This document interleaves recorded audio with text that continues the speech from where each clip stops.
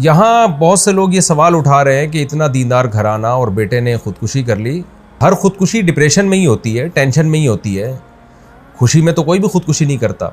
याकूब अलैहिस्सलाम को हम देख लें ना कि सारी ज़िंदगी बेटे के गम में रोते रहे मगर ख़ुदकुशी की तरफ नहीं गए। अमल को ख़ुदकुशी करार देना ये किसी भी तरह से ये बात दुरुस्त नहीं है और ये एक इल्ज़ाम है और जिस इस इल्ज़ाम का जवाब आपको क़यामत के दिन देना पड़ेगा। अस्सलामु अलैकुम वरहमतुल्लाहि वबरकातुहू। मुअज़्ज़ज़ सामईन किराम, हज़रत मौलाना तारिक जमील साहब के बेटे का जो इंतकाल हो गया है आसिम जमील साहब का, इस बात को लेकर काफ़ी लोग कशमकश में हैं और गलत फहमी का शिकार हो रहे हैं कि इतना दीनदार घराना, इतने बड़े आलिम का बेटा, उन्होंने ख़ुदकुशी कर ली। देखिए, ये ख़ुदकुशी है या फिर कुछ और, इस बात की वजाहत करने के लिए हमने एक छोटी सी वीडियो तैयार की है क्योंकि सोशल मीडिया पर काफ़ी नेगेटिव खबरें आ रही हैं और उन पर इल्ज़ामात लगाए जा रहे हैं कि उन्होंने ख़ुदकुशी कर ली, उन्होंने इस तरह का काम कर लिया।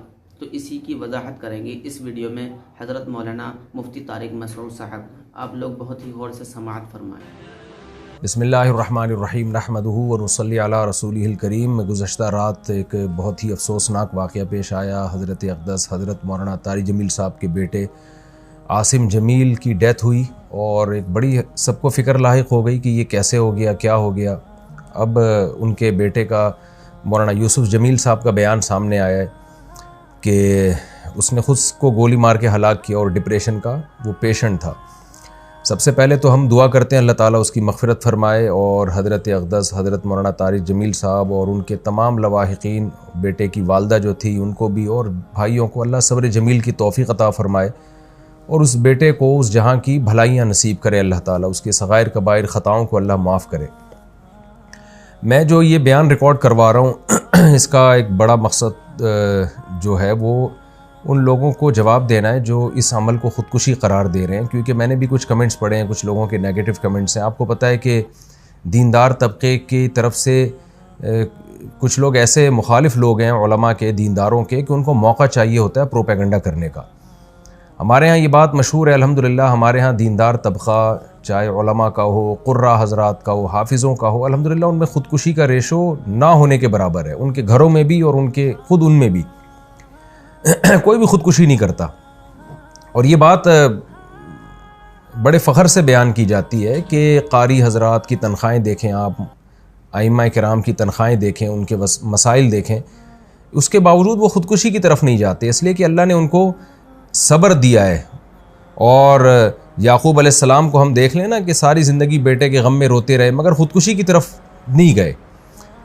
तो यहाँ बहुत से लोग ये सवाल उठा रहे हैं कि इतना दीनदार घराना और बेटे ने ख़ुदकुशी कर ली। इसका जवाब मौलाना यूसुफ जमील साहब की तरफ से अल्हम्दुलिल्लाह आ चुका है कि वो भाई डिप्रेशन का पेशेंट था, वो उसको इलेक्ट्रिक के झटके दिए जाते थे, मेडिसिन खाता था वो, और डॉक्टरों ने ये भी हिदायत की हुई थी कि इसके पास कोई ना कोई रहना चाहिए, कुछ भी कर सकता है।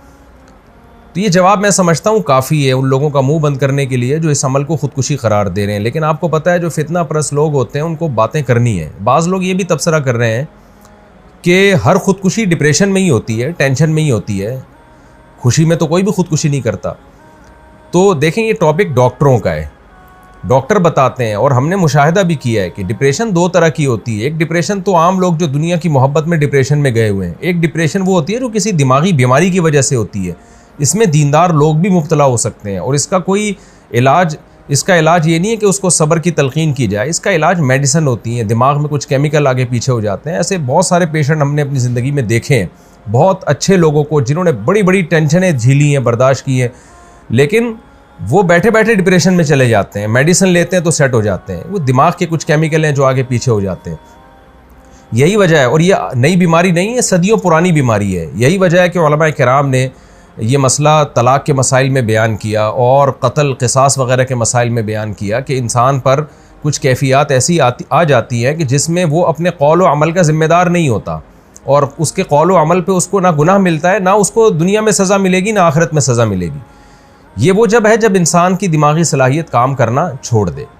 तलाक़ आपको मालूम है कितना हसास मामला है, शदीद गुस्सा में भी अगर इंसान हो तो तलाक़ वाक़ हो जाती है। सलासुन जिद्दुहुन्न जिद्दुन व हज़्लुहुन्न जिद्दुन, इस हदीस की रोशनी में।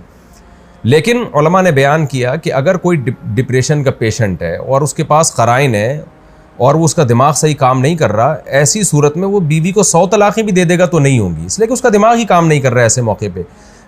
तो जब तलाक़ जैसे मसले में हम उलमाए किराम आज से सदियों पहले एक स्ट्रेस और डिप्रेशन का मरीज़ जिसका दिमाग काम करना छोड़ दे, उसके इस अमल को तलाक़ करार नहीं देते। वो ज़बान से कुफ्रिया कलिमात अगर ज़बान से निकालेगा तो वो काफिर नहीं होगा।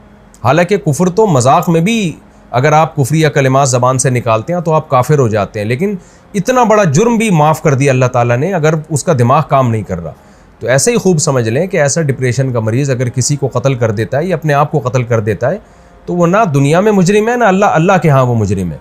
उसमें मलामत करना और किसी को बुरा भला कहना या कोई नेगेटिव बातें करना, ये जो बातें करने वाले लोग हैं वो मुजरिम हो जाएंगे। तो एक डिप्रेशन वो होती है जो दुनिया से दुनिया की मोहब्बत की वजह से, दुनिया की छोटी छोटी बातों को आप बहुत ज़्यादा बढ़ा लेते हैं, ये किस वजह से होती है?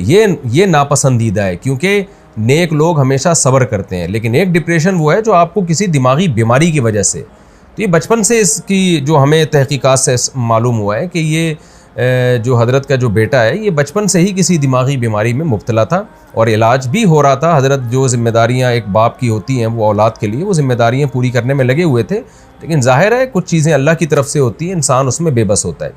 तो हम सब इस गम में हज़रत के साथ बराबर के शरीक हैं और हम सब दिल से दुआ करते हैं अल्लाह ताला हज़रत के इस बेटे को उस जहाँ की भलाइयाँ नसीब करे और उस जहाँ की खुशियाँ नसीब करे, और जो भी उनके रिश्तेदार और लवाहिकीन हैं अल्लाह ताला उन सब को सब्र जमील की तौफ़ीक़ अता फ़रमाए, और जो मनफी कमेंट्स करने वाले लोग हैं अल्लाह ताला उनको हिदायत दे। और मैं फिर दोबारा अपनी बात को रिपीट करता हूँ कि इस अमल को ख़ुदकुशी करार देना ये किसी भी तरह से ये बात दुरुस्त नहीं है और ये एक इल्ज़ाम है, और जिस इस इल्ज़ाम का जवाब आपको क़यामत के दिन देना पड़ेगा। अल्लाह ताला मरहूम की मग़फ़िरत फ़रमाए और लवाहिकीन को अल्लाह सब्र जमील की तौफ़ीक़ अता फ़रमाए और मरहूम को जन्नत में अल्लाह ताला आला दर्जात अता फ़रमाए। व मा अलैना इल्लल बलाग़। और मेरे दोस्तों, आपसे बहुत ही मुअद्दिबाना गुजारिश है कि इस पैगाम को ज़्यादा से ज़्यादा लोगों तक पहुँचाएँ, क्योंकि हमारे माशरे में आजकल ये वबा बहुत ही ज़्यादा फैलती जा रही है कि हमारे घर में या माशरे में कुछ भी बात हो, हमारे नौजवान क्या करते हैं, लेकर ख़ुदकुशी कर लेते हैं। दोस्तों, हमें अल्लाह के यहाँ जवाब देना है, हम अल्लाह की अमानत हैं, इसकी हमें हिफाजत करनी चाहिए, इसकी हमें कदर करनी चाहिए। तो अल्लाह तबारक व तआला इस बदअमल से हम सब की हिफाजत फरमाए।